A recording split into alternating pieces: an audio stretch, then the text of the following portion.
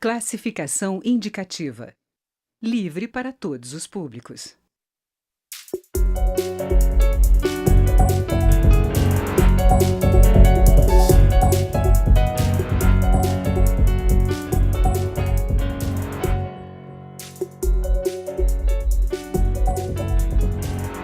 A medida provisória que regulamentava itens da reforma trabalhista perdeu a validade sem ser votada pelo Congresso. A proposta tratava de pontos importantes, como o próprio alcance da reforma. Qual o impacto da queda da medida? Quais os próximos passos para garantir a segurança jurídica da reforma? O Câmara Debate vai ouvir as opiniões dos deputados Laércio Oliveira, do PP de Sergipe, e Bongás, do PT do Rio Grande do Sul. Eu sou Daniela André e este programa é uma produção conjunta da Rádio e da TV Câmara. Deputados, bem-vindo ao Câmara Debate. Prazer é nosso. Vou começar perguntando ao deputado Bongás. Deputado, essa medida despertou maior interesse do Congresso inicialmente, com quase 1.000 emendas. O que aconteceu que ela acabou não sendo analisada nem mesmo pela comissão mista? Te saudando, Daniel, seu meu colega deputado, todos que acompanham. A pressão dos patrões prevaleceu. Por quê?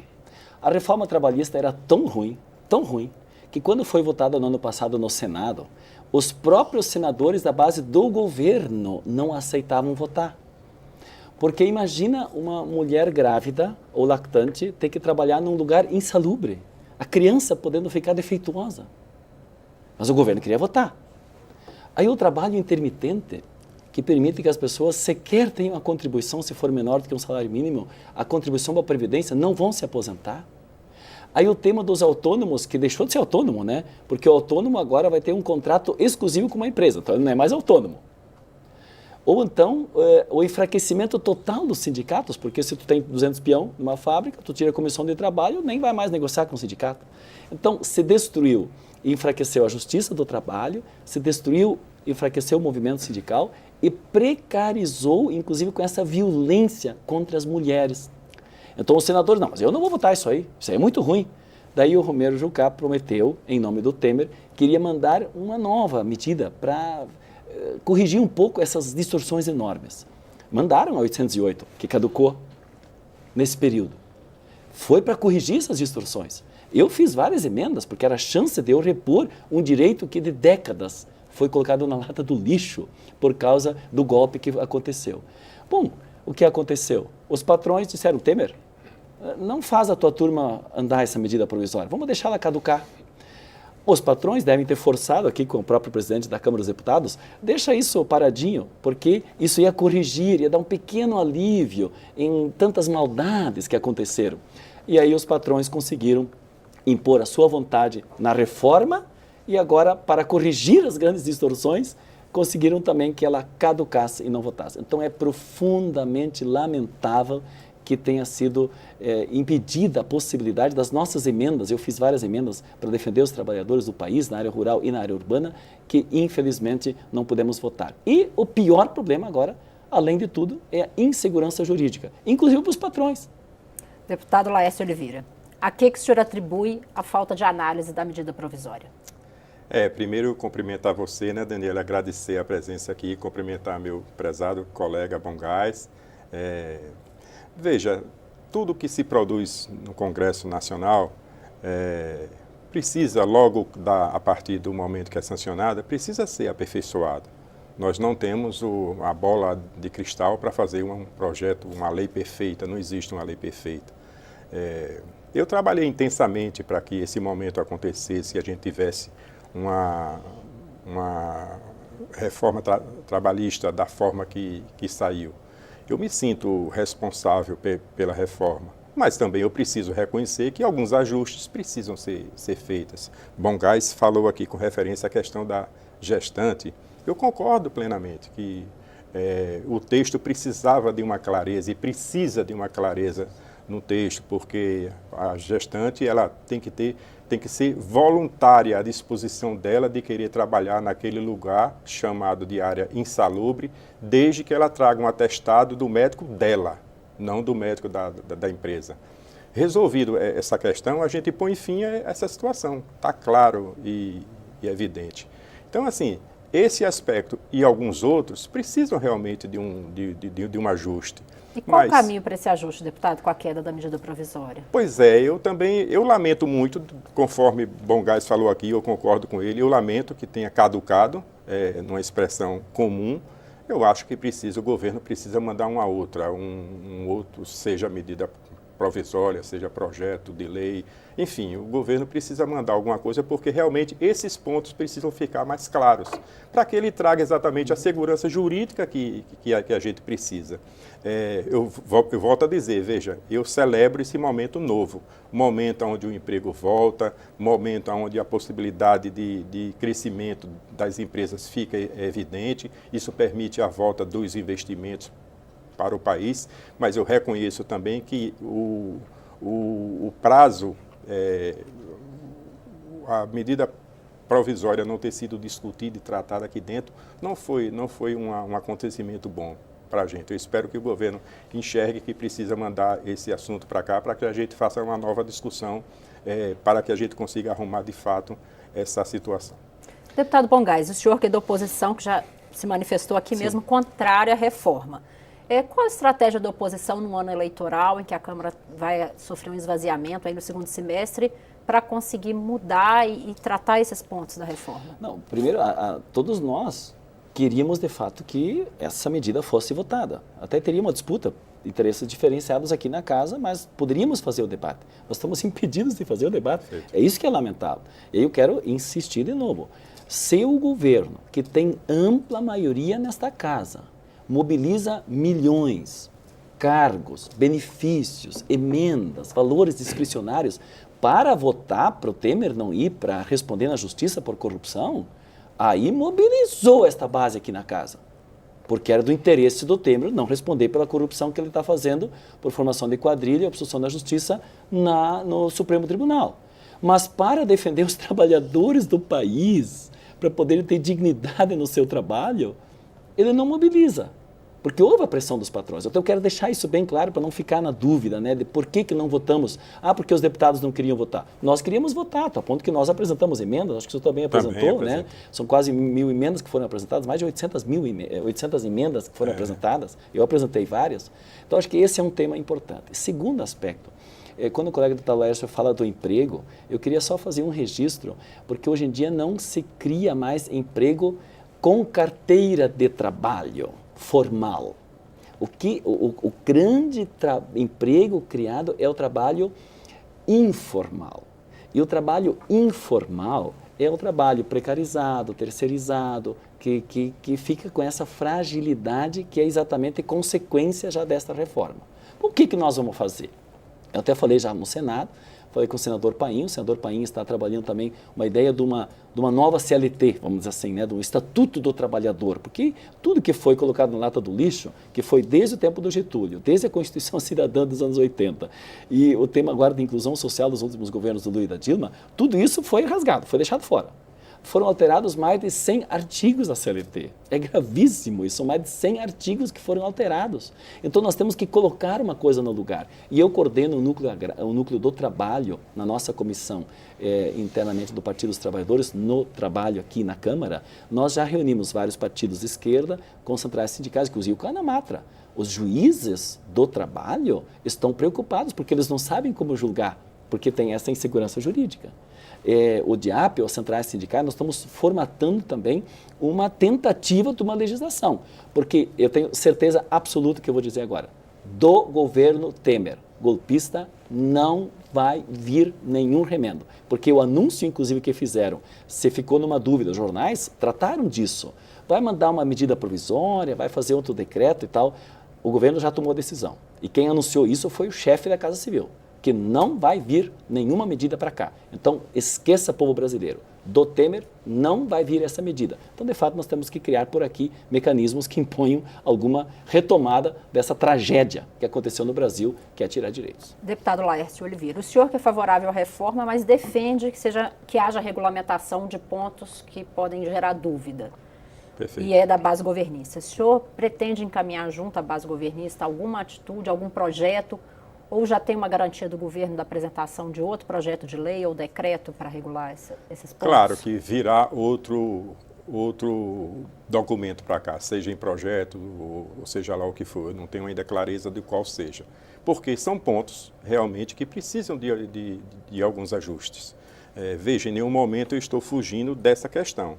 Esse problema que aconteceu com a medida provisória, de não se formar nem a comissão, é lamentável, porque é um caso que eu acho que nunca aconteceu aqui no Congresso. Mas vamos tentar entender, e acho que é importante fazer uma reflexão também sobre qual é o lado bom da reforma trabalhista. Tá?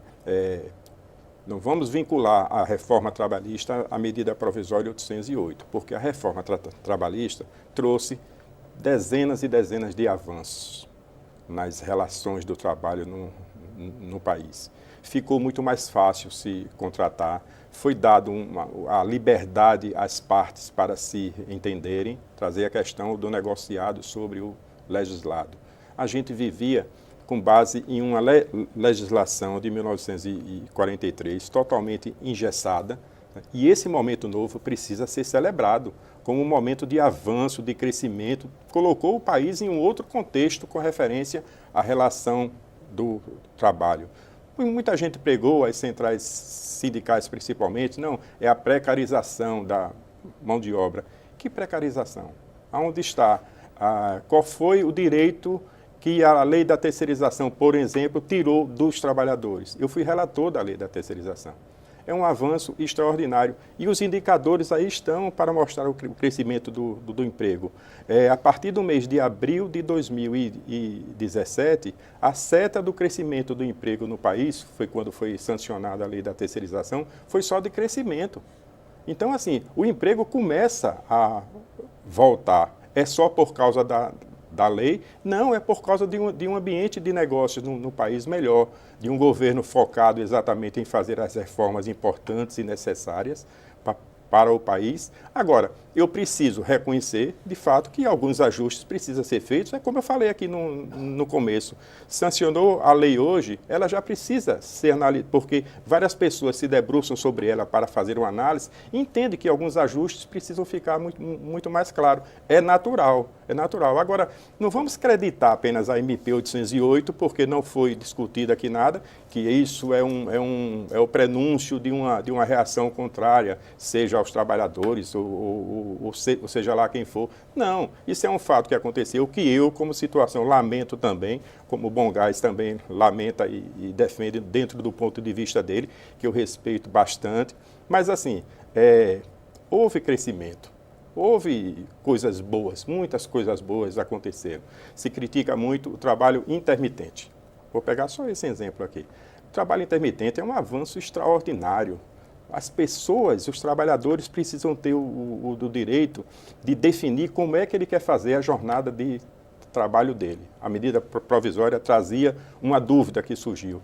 Ora essa, mas você não acha que é necessário um período de carência para que o trabalhador, ao ser demitido de uma empresa, possa prestar serviço naquela mesma empresa, agora não mais como o trabalhador efetivado com a jornada de trabalho por semana, mas um trabalhador na modalidade de trabalhador intermitente? É possível, se não 18, como era uma proposta da medida provisória, que fosse 12, que fosse 6. Mas eu dou a ele a liberdade dele poder trabalhar na empresa que ele saiu, depois de cumprir dessa carência, se for o caso, mas de trabalhar em uma outra empresa, em uma outra empresa, em outra empresa e fazer uma renda melhor para ele. Qual é o problema que tem nisso? Qual é o erro que existe nisso? Por que isso é ruim? Entendeu? Deputados, a gente vai fazer uma pequena pausa e na volta o senhor já responde aí essa questão. O Câmara Debate está ouvindo os deputados Laércio Oliveira, do PP de Sergipe, e Bongás, do PT do Rio Grande do Sul. O tema é a reforma trabalhista. Continue conosco.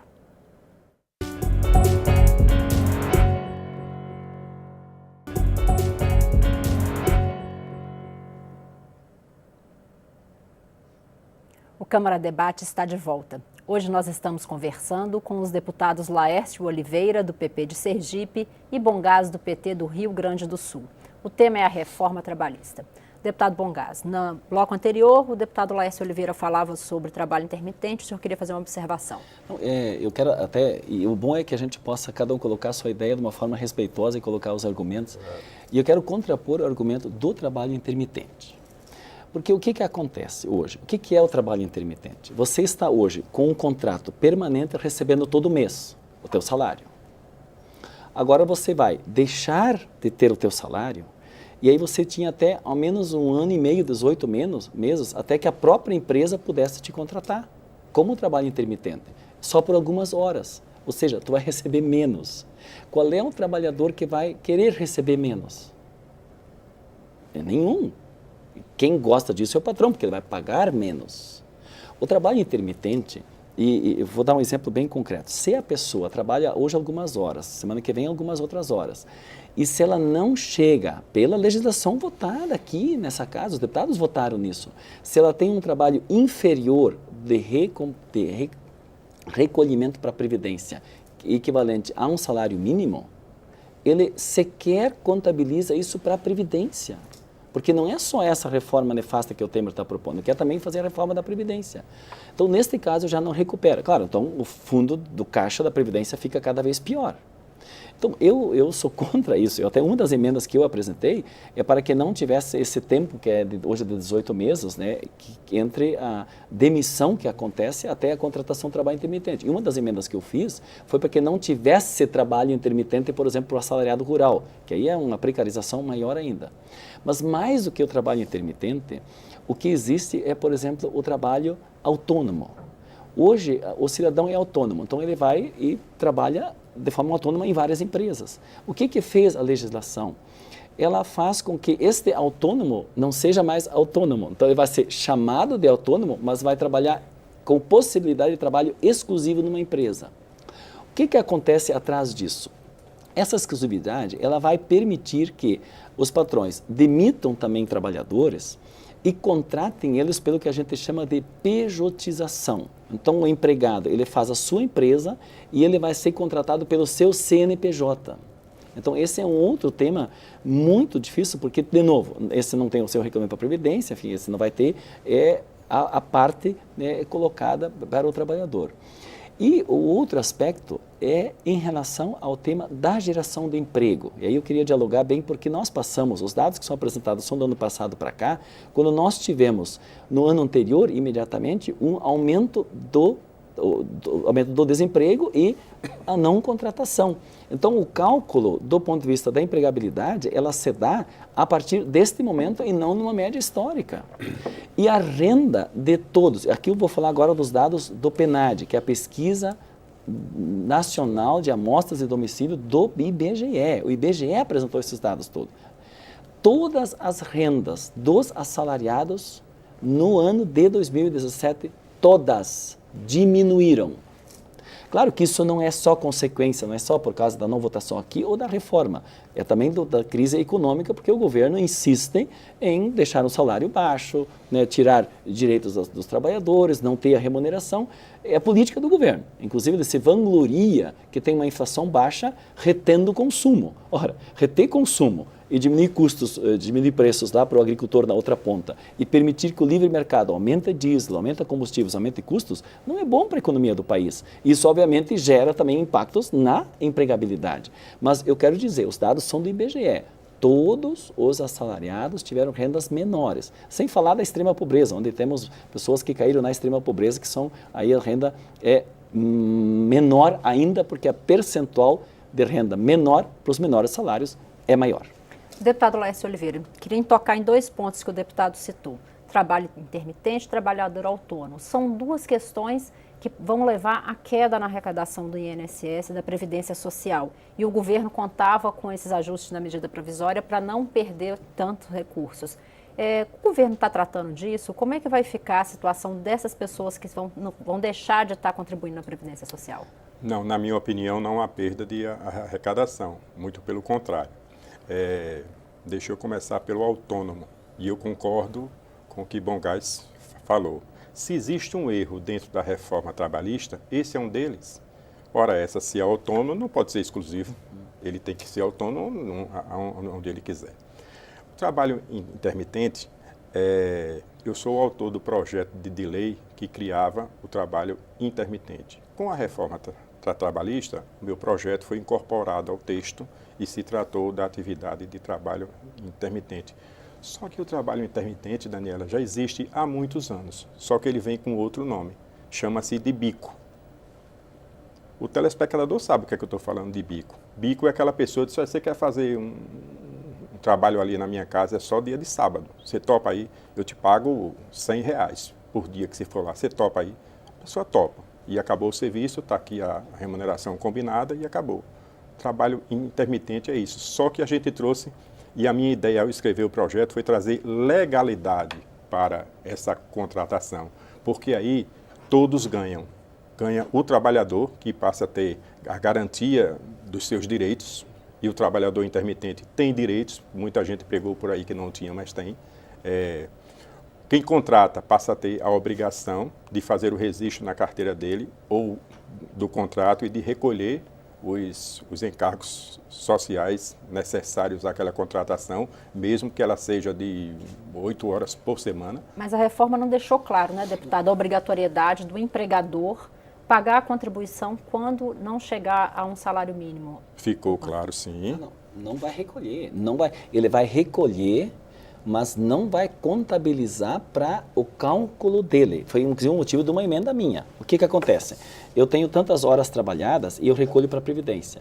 Para contar na Previdência sobre um salário mínimo, eu tenho tantas horas trabalhadas. Se não tenho o recolhimento suficiente para ao menos um salário mínimo, essas horas trabalhadas, elas não vão contabilizar. Do ponto que eu fiz uma emenda para suprir exatamente isso, que nós não podemos apreciar aqui, que é o seguinte: se eu trabalhei 10 horas e recolhi sobre 10 horas, essas 10 horas devem contabilizar para a Previdência. Na reforma que foi votada, eu votei contra. Sim. Eu votei contra.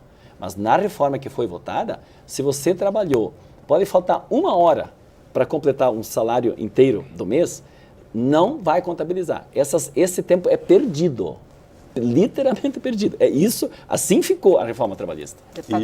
Isso é um ajuste necessário que a medida provisória poderia trazer com o texto que veio do governo e com as nossas emendas. Então, assim, é o que eu falei, a essência é o começo, entendeu? Então, assim, precisa de alguns ajustes? Precisa, mas a natureza da atividade, ela é muito benéfica para o país e para o trabalhador também. Outra coisa, o trabalho intermitente é aplicado em alguns casos específicos.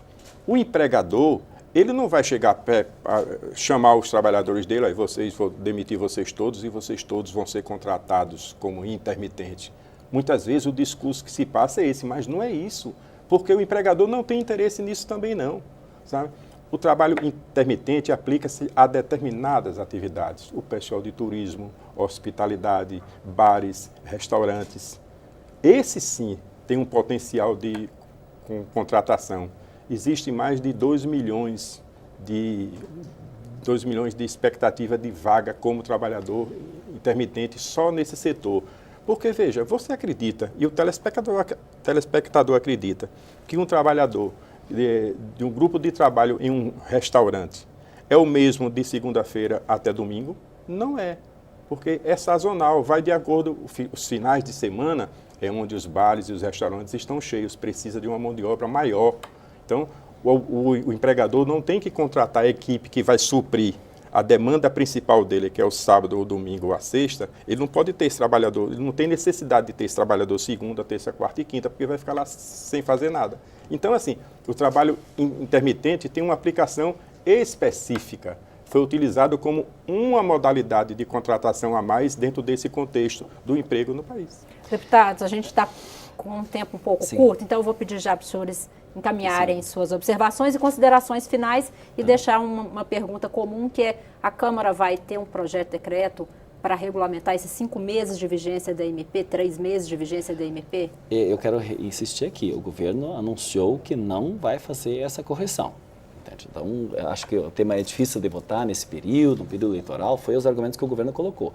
Nós vamos ter que nos debruçar sobre isso e nós temos iniciativas concretas que não é só sobre as correções que eram os absurdos. A medida provisória 808, ela corrigiria absurdos.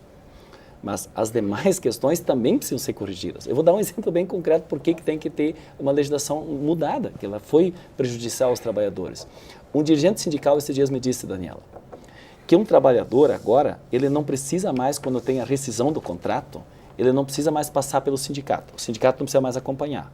É o mínimo que devia ter, porque o sindicato é a entidade da sociedade que vai defender o trabalhador, sabe? O trabalhador não precisa ter o conhecimento necessariamente de todas as legislações. Quem tem que ter é a sua entidade representativa, o sindicato.